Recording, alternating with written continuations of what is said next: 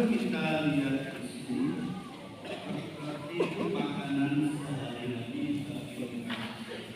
Kalau di Indonesia kita sehari-hari makan apa? Makan nasi. Tapi di Palestina itu tidak ada nasi. Mereka itu makan roti. Dan itulah makanan sehari-hari. Jadi roti itu makanan yang membuat orang punya menjadi secara jasmani menjadi kuat badannya. Coba kalau Anda 3 hari aja bersama apa yang begitu. Jadi seperti dalam secara jasmani manusia membutuhkan makanan, ya. Jadi kalau tidak makan, ya cobalah Anda bersama 3 hari aja.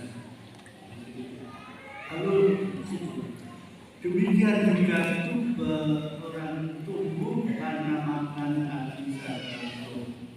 Demikian secara rohani kita butuh makanan, dan makanan itu ya apa?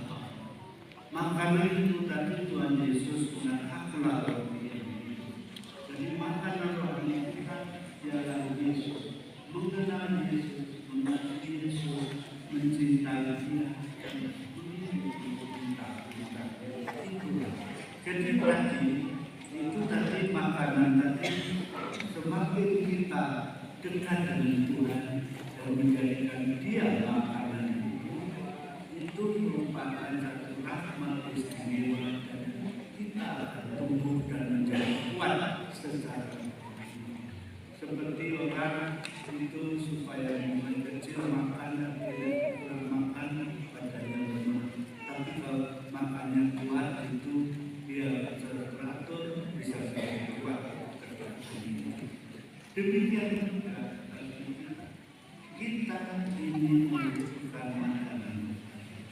Maksudnya bagaimana? Dan kemudian satu hal yang sebetulnya luar biasa saudara-saudari yang dikasihi Tuhan, kami datang di sini untuk merayakan Ekaristi. Apa arti Ekaristi? Ekaristi itu diadakan Tuhan Yesus pada perjamuan malam terakhir sebelum Dia wafat, sebelum Dia ditangkap dan disalibkan. Dan dalam perjamuan malam terakhir Yesus mengajarkan apa yang sekarang kita mengambil roti dan berkata, terimalah dan makan, inilah tubuhku yang diserahkan. Dan kemudian dia mengambil, terimalah dan minum, inilah darahku yang diserahkan. Jadi saudara-saudari yang dikasihi Tuhan, dalam perayaan Ekaristi kita menerima bagaikan kedatangan Ekaristi, imam itu menjadi kuasa bukan karena dia pantas dan layak, tetapi karena diberi kuasa oleh Tuhan untuk melakukan perayaan Ekaristi. Sehingga bila imam tadi dalam iman mengatakan inilah tubuhku, lalu tubuh tadi roti tadi yang kecil kalau ada roti kecil lalu sebelum mengonsentrasi roti tadi itu data nilainya sangat ya karena kecil apa artinya, tetapi sesudah konsentrasi roti tadi berubah menjadi tubuh Kristus. Artinya Tuhan Yesus sendiri dalam perjalanan Yesus sebagai manusia, Allah dan manusia hadir di dalam Ekaristi. Maka saudara-saudari yang dikasihi, sebetulnya kalau kita menyadari pentingnya Ekaristi itu luar biasa. Tidak ada seorang pun yang pantas menerima Tuhan, tetapi Tuhan begitu mengasihi kita sehingga Dia mau menjadi manusia dan Dia ingin hadir dalam rupa roti supaya kita Dan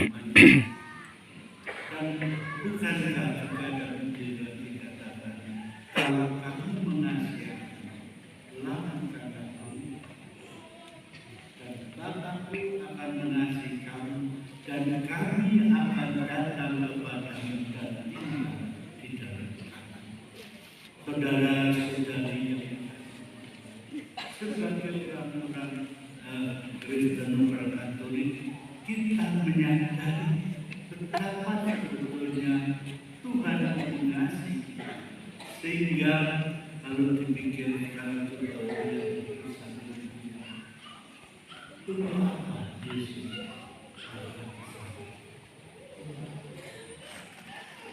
Dia yang maha kuasa, maha hidup, seperti katanya segala sesuatu akan boleh.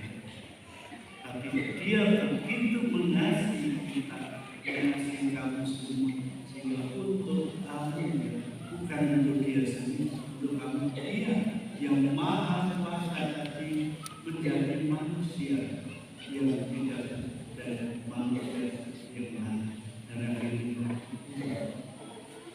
Tapi jangan, mengapa? Karena kami begitu berharga ya. Tapi kalau kamu berharga dan kamu jangan kamu menjadi sosok buah berharga. Kita menolak tawaran Tuhan, kamu masuk neraka. Tetapi bila kita, karena Tuhan begitu mengasihi kita mau menerima bagaimana keadaan kita, dan kita percaya dengan makan roti tadi setiap hari kita menjadi makin kuat dan kuat. Seperti tadi secara jasmani saya katakan, coba kalau kamu tidak makan 3 hari ya, coba aku rasakan apa yang padamu jadi begitu juga bila kita tidak bersatu dengan Yesus, tidak menerima Yesus, maka kita juga supaya kita bisa hidup secara rohani, kita butuh Yesus sendiri. Maka Tuhan menyediakan diri untuk bersatu kita di dalam perayaan Ekaristi. Tidak seorang pun yang pantas menerima ini. Kita menerima Ekaristi bukan karena kita layak, tetapi karena Tuhan sendiri yang maha rahmat, yang maha murah, yang menyediakan diri. Tentu saja dalam ini kita menanggapi dengan baik.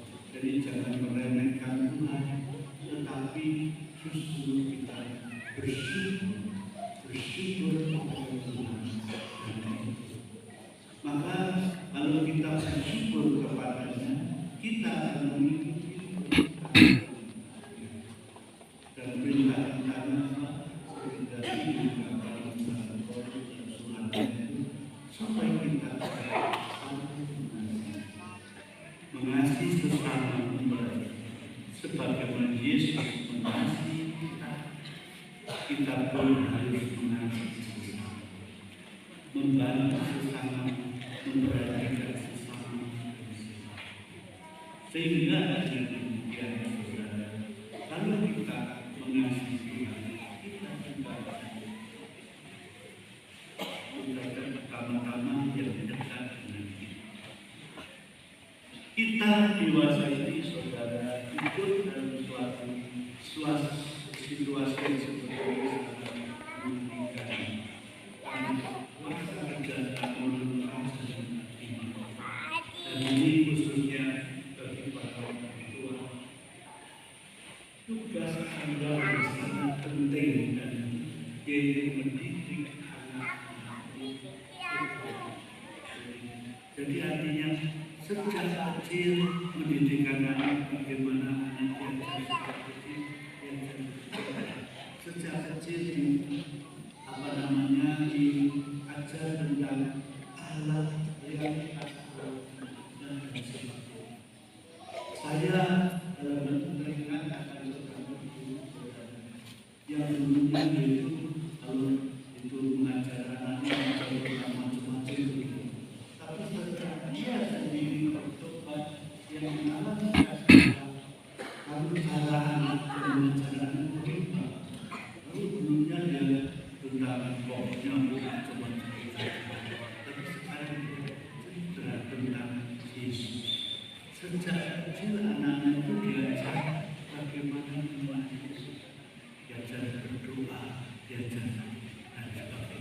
Dan akhirnya apa? Akibatnya memang kemudian anak-anak itu berkembang menjadi anak-anak sejak kecil sederhana kami Yesus agar Yesus jadi satu sekarang ini supaya satu kebiasaan yang sebetulnya rasanya jahat membuat anak-anak kecil sudah belum dan diberi HP. Lalu anak itu HP main HP. Akibatnya mereka kehilangan rumah, banyak yang kehilangan. Karena macam-macam pertunjukan yang sebetulnya banyak sekali bertambah. Jadi kalau ada kadang-kadang yang dari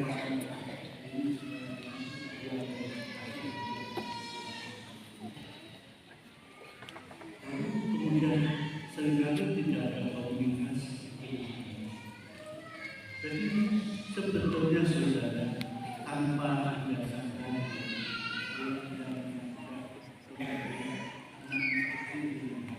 saya lihat ternyata ya tujuannya supaya ganggu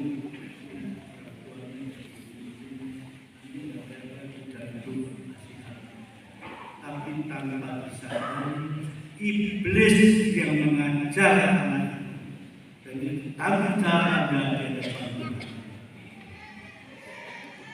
Kalau Anda membiarkan anak dikuasai iblis, kamu juga akan lama-lama dikuasai iblis juga. Jadi kamu maka saya kira karena sekarang itu media sosial kebanyakan sudah dikuasai si jahat sehingga juga bukannya jahat-jahat. Tetapi justru kita memang sekarang ini dibutuhkan juga media lain dari anak-anak muda untuk membuat itu memakai media sosial untuk pewartaan juga. Tapi bukan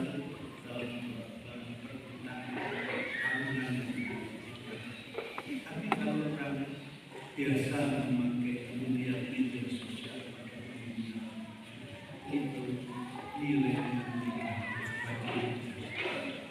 dan itu cobalah Anda mengajar anak-anak Anda mulai dari kecil itu supaya mengenal. Tapi saya kata ibu tadi yang menolak tentang dongeng macam-macam, tapi akhirnya mama mengenal satu yang tentang Tuhan Yesus. Bercinta dan Yesus, bahwa Yesus mengasihi dia dan sebagainya dan anak-anak.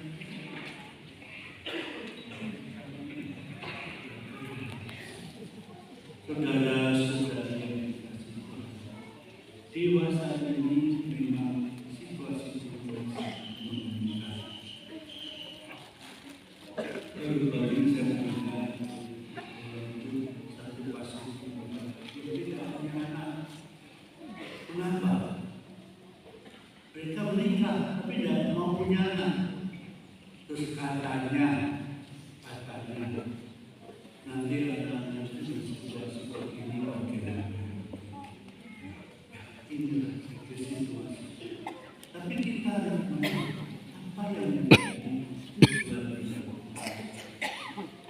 Lalu ini saya beri contoh konkret kemudian saya mendengar secara langsung dari beberapa orang. Ada seorang ibu menyekolahkan anaknya di luar negeri. Terus suatu saat dia menghubungi pada dia biayai dan untuk di sana itu juga tidak murah, dia besar. Suatu saat dia mau menjual tapi juga mama boleh datang, tapi tidak bisa menginap di rumah.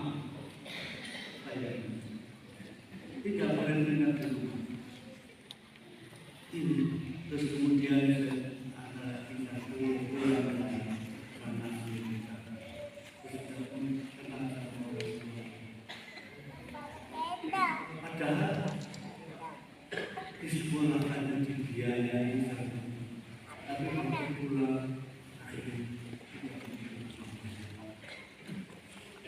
dan banyak orang yang kehilangan iman di istana karena situasi.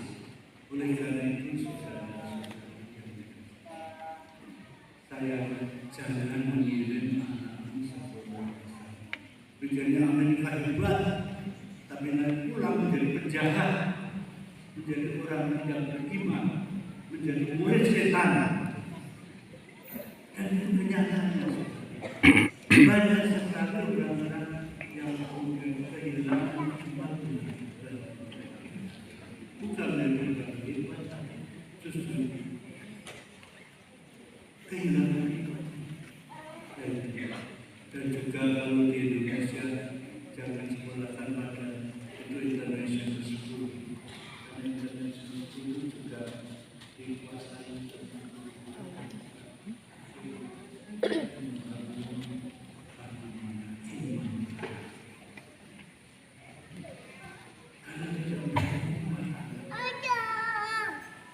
maka sebetulnya saudara-saudari yang dikasihi, ya, saya tidak tahu Tuhan suatu saat kita yang tidak bisa untuk mendirikan sebuah perguruan ini di Kalimantan, terus di kota kaya.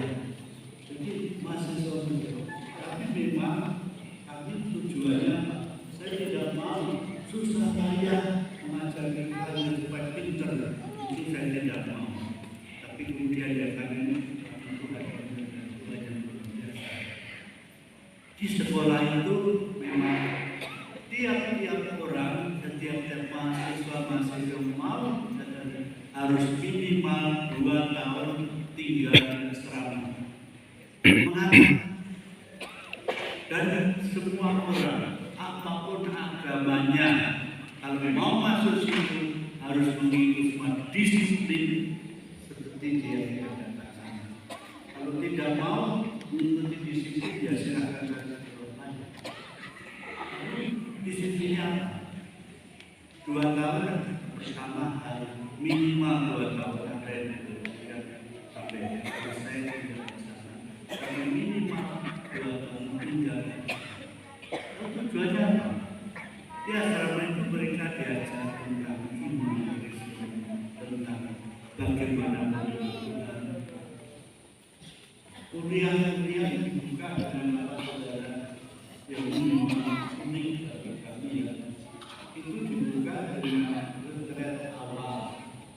Jadi semua mahasiswa bahkan termasuk dosen-dosennya harus ikut retret awal. Dan supaya mereka mengalami kasih Allah. Lalu setelah itu tiap hari ada doa bersama.